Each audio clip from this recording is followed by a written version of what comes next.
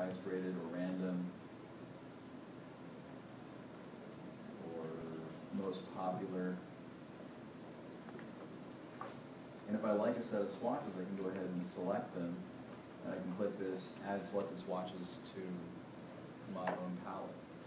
So in this way, I can look at what other designers have come up with, and I can just appropriate it in my own way. Is that a CS4 thing, CS5? CS4 thing. Okay, but not in CS3. I don't think it's in CS3. CS3 doesn't have that cooler support, but I can double check. I don't remember it. It's been a while. I mean, I've been using CS4 for some time, and I know that from CS4 on up, it's been available. Okay.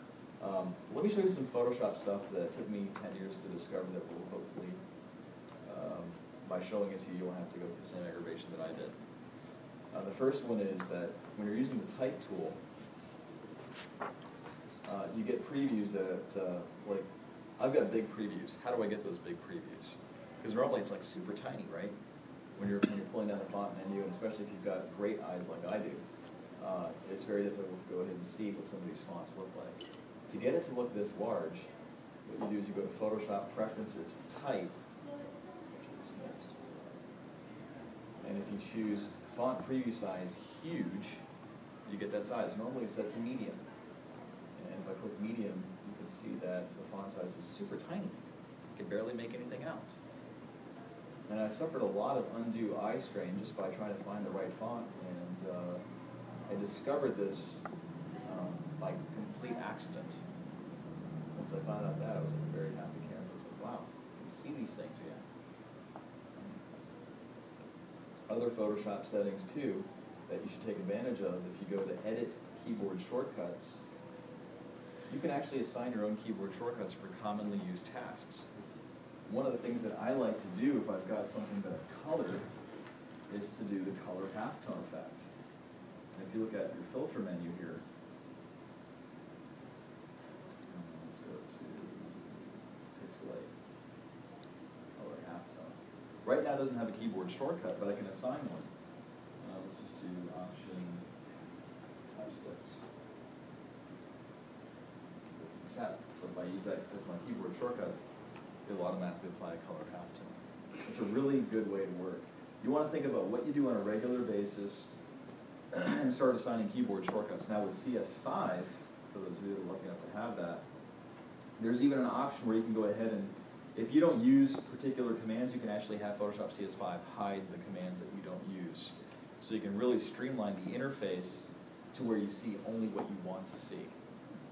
And I've just discovered that in CS5. I don't think it's possible. Well, maybe it actually is in CS4. Yeah, you can actually, like, say for example, I never use Device Central. I can go ahead and hide its visibility. Click OK. So now my file menu does not have Device Central. So in this way, I can go ahead and just use the tools that I want and get access to them quicker than if I had the entire menu. Because this could be, like, I might never use a quick mask mode. And I can always, if I want to later on, I can always unhide it. Right? For my day-to-day workflow, I may never use this. I never use color range. So that's a menu that I don't necessarily need. If I go to, again, that's through Edit, Menus. Where do we see that color range? Select color range. Select.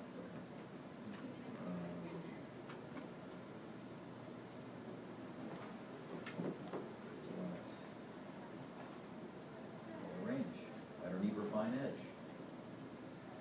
I use deselect layers and similar layers and all layers. Okay. And now it's not there.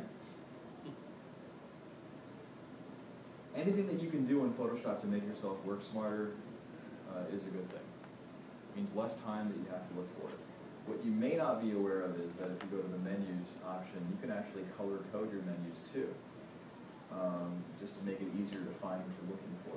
For example, save web for web devices. As a web cartoonist, I use this command a lot. So I can go ahead and assign the color of, say, red. So now save web devices is highlighted.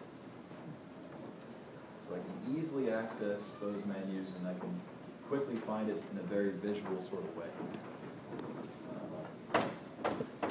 If if you don't like the way Photoshop CS4 will actually put everything into a panel-based layout, because I'm not a huge fan of panel-based layout, I like to have my windows float. Oh, okay, it's forward. I guess, what can I show this one last technique? Sure. All right. Make it quick though. Now we just forgot what I was going to say. You're gonna show how they don't get stuck together. Oh, yeah, okay, so if you go to Preferences, General, and if you go under Interface, you want to uncheck, or actually, I'm sorry, you want to enable floating, no, you want to uncheck those, right, and then uncheck Open Documents as tabs. And here's another thing for people with terrible eyes like me. You can also change the UI text option. You can see how it's set to small. I can set that to large. So now things like, It said it wasn't going to change it until you restarted it. Yeah.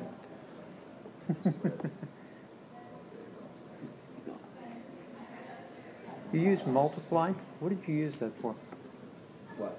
You were walking your way through something and said here, and I multiply and. Oh, no, I was just, what I was trying to do is I was trying to make the user interface menus appear larger. So No, you see how myriad of I meant a lot products- earlier. Hmm? A lot earlier. About halfway through. Oh, Oh, the layer multiply You were in effect. layer. Okay, I had a multiply. Multiply is used as a method of being able to see layers underneath the existing layer that you've got the multiply effect added onto. So- It makes What does white, it do? it makes white transparent. Anything that has a white value to it, so if you Okay. have a pink, it'll take the white that's in that color and make it transparent. So if you have the pink color on top, it'll still look a little reddish. If you have a black and white image, you can totally remove the white. Right. It's kind of like, imagine like those overhead transparencies. Uh-huh.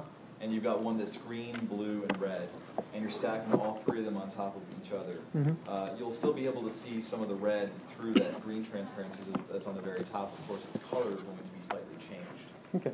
So, a really good book I'd recommend to understand layers really well, and I found it to be very, very intuitive, very easy to understand, is Layers by Matt Kloskowski. It's about a $23 book. It's well worth purchasing because he talks not only about layers, but layer effects, which are also incredibly useful for the artist. And I can give you a lot more book recommendations too.